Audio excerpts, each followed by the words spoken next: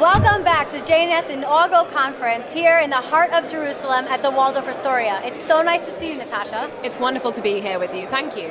Of course, our pleasure, our pleasure. Now, Natasha Hausdorff is a British barrister, and Speaker of International Law. You are affiliated with Six Pump Court Chambers in London and served as the legal director of the UKLFI Charitable Trust. You have clerked for the Chief Justice of the Israeli Supreme Court and was a fellow at Columbia Law School's National Security Law Program. It's so nice to have you here. Natasha, given your expertise in international law and experience with the Israeli Supreme Court and the UKLFI Charitable Trust, I'd love to hear your thoughts on some key legal challenges Israel faces today. It's difficult to know where to start on that one, I'm afraid. But perhaps I can focus on the misinformation that surrounds the legal status of the territory. Absolutely. Because it strikes me that is at the core of all of the legal attacks against Israel. Everything that we've seen at the ICJ in terms of the advisory opinion last year that called for the ethnic cleansing of Jews from East Jerusalem and Judea and Samaria. I mean, that was predicated on this notion that Israel's presence in the disputed territories is in some way illegal or constitutes occupation. And we have to be very clear about the proper application of international law, in particular customary international law, and the rule of uti possidetis juris at Israel's foundation on the 14th of May 1948. Because the equal application of international law is critical to the international legal system maintaining any credibility. You cannot have a general rule like uti possidetis juris and then an exception for the Jewish state for no discernible reason. For those at home, could you define it? So this is a rule that developed to be able to provide stability and certainty and clean lines and to define newly emerging states' borders at their moment of independence. And the rule set out that the new state took on the pre-existing administrative lines of whatever unit preceded it. It evolved from emerging in the 19th century, it was applied in Asia and in Africa, and it's been applied to every state emerging from a mandate, just like Israel, in emerging after the British left from the British Mandate for Palestine.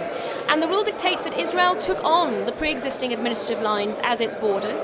It means that from 1949 to 1967, Jordan was in illegal occupation perhaps of these areas, although the notion of illegal occupation is a relatively new phenomenon. Yes, it is. But was in occupation of these areas, and Israel recovered this territory in 1967. It ultimately sits at the core of putting the lie to these accusations of occupation, of illegal settlements, and to this notion that Jews should not live in certain areas just because they are Jews, or, as the ICJ would have it, need to be ethnically cleansed. That's it. Now, you also speak a lot in media. Is there something that you feel comes up a lot that you can define now or share with us that has been problematic and media speaks with such confidence in, according to international law, they're being held in prison against their will? Well, that's not how international law works. Can you get into that a bit? So I'd say one of the big areas of misrepresentation over the last year and a half has been in terms of the laws of armed conflict. What is proportionality? What are you allowed to do when you are an army, a moral, law-abiding army like the IDF fighting a terrorist organization like ISIS, Hamas, Hezbollah, that uses human shields and that tries to use the laws of war against the armies that seek to uphold them. So one of the big misnomers, this idea that Israel is committing war crimes, and we're seeing that manifest itself in every development and every example, and in the images that are emerging from Gaza, which are truly horrific. Yes. I think it's important that we understand that the media reporting from Gaza has purely been, for the last year and a half, Hamas propaganda. Yes, and it's also hearsay. Well, nothing that is reported out of Gaza makes it into the international media without the approval of Hamas. Correct. They control the narrative. And actually, the absence of journalistic integrity in media across the board, not to acknowledge that, to acknowledge the restrictions in reporting that they have, and that they are only able to serve as a mouthpiece for an internationally prescribed terrorist organization, is truly deeply shocking, and it inevitably has very, very negative connotations to how the law is being represented alongside the facts in this scenario. how do you think we can not change the narrative, but begin to have change and affect change within those who need it most? So I think it's so important to call the media out on this, not just because it is stoking anti-Semitism around the world and it is inverting the narrative to such an extent that it is covering up the war against Western civilization that Israel is engaged in fighting, but also importantly because it is in the interest of ordinary Palestinian civilians who are suffering under Hamas and have been suffering under this terrorist state for 20 years, but increasingly through the military operations that Israel is forced to undertake. They need to be free of Hamas, they need to be free of terrorism, and they need to be free of indoctrination.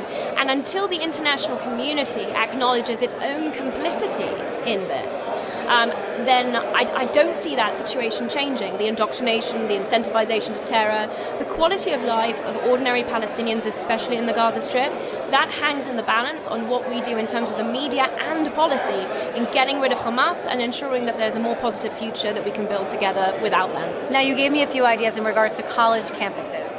How can we apply international law to what students are screaming across college campus, to how they're protesting, demonstrating, saying free Gaza, but they don't know where free Gaza is coming from or any of those things, from the river to the sea, etc. So at the core of this is education.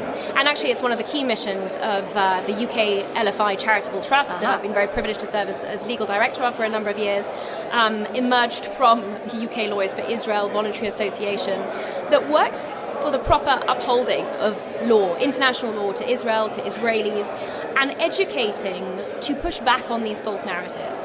The use of these legal terms, occupation, ethnic cleansing, colonialism, apartheid, genocide, absolutely, they've all been inverted to accuse the victims of these crimes or situations of perpetrating the very crimes that were committed against them. And the key to this across university campuses, for sure, and even high schools, is to make sure that the false narratives here and the inversion and the weaponization of these terms is pushed back against. I'm speaking a lot on university campuses to a mixture of students, but certainly those students that understand the realities of what it is that we're dealing with and that know in their kitchkas that we are on the right side of both the facts and the law. My main mission is to provide ammunition to them and confidence to be able to tackle these issues head on. Because when they do, I fundamentally believe that the truth will out here, and that the general realization that this is not just Israel's fight, that the weaponization of international law in this respect threatens all Western liberal causes around the world. I hope that that's going to at some point start to move the needle, but it does require everyone to get on board and to pick up the baton on this one. Now, and then I'll touch upon as well social media. Social media is also a huge problem in spreading the false misinformation and wrongfully created narratives quickly across, for students, for people of all ages. Anyway, we should more safely utilize social media to be able to share policy, etc. So this is a really tricky one because of the absence of regulation. And whereas there may be methods of complaint against mainstream media misreporting matters, and that's bad enough, the social media arena is the Wild West. I am I'm relatively speaking, a newcomer to it. Happily, I'm not having to run my own platforms, but I think it's very important now that I do have a presence on Instagram, on X, to be able to disseminate some of the media interviews that I'm doing. I myself have forwarded many of yours. I'm very grateful for that. And you know what producers have said to me? Wow, Ariella, is that really true? And I said, yeah, why else would I be showing it to you? So thank you. So it seems to be working, and I think, look, I've been persuaded to engage with it. We are never going to have the numbers to be fighting on an equal playing field against those that are spreading misinformation. But again, it's an arena in which we have to engage. And I have had tremendous feedback from around the world, increasingly now having these social media presences of people engaging with my material, being convinced by it, deciding to look into matters in more detail, and actually changing their minds. And that to me is a real proof of concept. And it feels good, right? Oh, it feels fantastic. It feels great. It feels great. I love that. I love when you're doing something and you go, aha, it worked. It did. It worked. Now, of the people here at the conference, what topic are you speaking on? When you're here, amongst whom is on your panel, can you give us a little bit of a taste? So this afternoon there's going to be a panel on the international legal situation, and we're going to have contributions from professors, my own CEO from UK Lawyers for Israel, Jonathan Turner. I would love to meet him. So we are hopefully focusing on ways to coordinate, especially when it comes to international tribunals, submissions, amicus briefs. There is an incredibly strong community of organizations and individuals in this space, and it's really wonderful to come to a conference like this and to be able to communicate and coordinate and reconnect with many people that we've been working with for over a decade now. And then later on I will be addressing the plenary shortly before Gilad Erdan and then the Prime Minister. And my focus will be on the United Nations, on international courts and tribunals, and on the weaponization of international law and what we can do to combat it. Wow, well, I look forward to hearing all of that and more. So now let me understand. Can you give me a little bit of your background? How did you get into this? You can't just wake up and one day know all of this, or maybe you can. It's been about 25 years. I grew up in... I'm also 25, by the way. Wow. Well, I started around 11.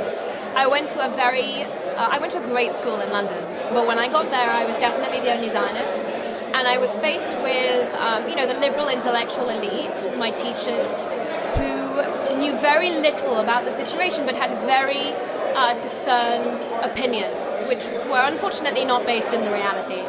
So at that point, I realized I needed to read up, get smart, because I needed to fight this corner and challenge the misconceptions. But then when I went to university and I studied public international law, I really started to see how this was the medium that was being used to propagate the ancient blood libels. This was the new form of anti-Semitism. And ultimately, because of the lack of literacy about international law generally, they can get away with saying things that are completely untrue. Even oxymoron, like backwards things, meaning according to international law, X, Y, Z. Which is the opposite of what international law actually says. And they should also look up a definition, like you said, of what it is. Anyway, thank you so much for joining us, Natasha. It's a pleasure to have you here. I so look forward to hearing you speak once again. I learn something new every time. Thank you. So stay with me here at the JNS conference. We're looking forward to doing these podcasts all day long, sharing these experts with you from your own home, and hopefully next time you'll join us here in Jerusalem, in the heart of Israel. See you there.